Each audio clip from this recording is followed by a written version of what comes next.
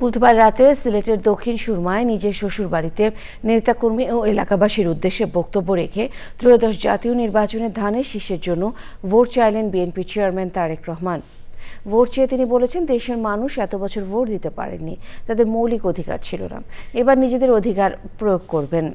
এর আগে সিলেটে পৌঁছে হজরত শাহজালাল ও শাহপরার মাজার জিয়ারত করেছেন তিনি। রাহুল রায় রিপোর্ট। বুধবার রাত 8টা 4 মিনিটে সিলেট ওসমানী আন্তর্জাতিক বিমানবন্দরে অবতরণ করেন বিএনপি চেয়ারম্যান তারেক রহমান। সঙ্গে ছিলেন সহধর্মিণী ডাক্তার জুবাইদা রহমান, বিএনপি মহাসচিব মির্জা ফখরুল ইসলাম আলমগীর সহ অন্যরা। সেখান থেকে সরাসরি যান হজরত শাহজালালের মাজারে।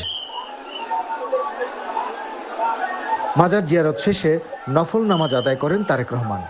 পরে মুক্তিযুদ্ধের সর্বাধিনায়ক জেনারেল এমএজি উসমানীর কবর জিয়ারত করেন। এরপর তিনি শাহপরানের মাজারের উদ্দেশ্যে রওনা হন। এ সময় রাস্তার দুধারে দাঁড়িয়ে নেতাকর্মীরা প্রিয় নেতাকে স্বাগত জানায়। শাহপরানের মাজার জিয়ারত শেষে দক্ষিণ সুরমার বিরাহিমপুরে তার সহধর্মিণী ডাক্তার জুবাইদা রহমানের বাবার বাড়িতে যান। সেখানে এলাকাবাসীরা তাদের স্বাগত জানায়। শহীদ রাষ্ট্রপতি ও বিএনপির প্রতিষ্ঠাতা জিয়াউর রহমান, মা সাবেক প্রধানমন্ত্রী বেগম খালেদা জিয়া, ভাই আরাফাত রহমান কোকো সহ দুই পরিবারের প্রয়াত ও জুলাই গণ অভ্যুত্থানে শহীদদের রুহের মাগফিরাত কামনায় দোয়া করা হয়। নির্বাচনী নিয়ম মেনে মধ্যরাতে নেতাকর্মী ও এলাকাবাসীর কাছে ধানের শীষের জন্য ভোটও চান তিনি।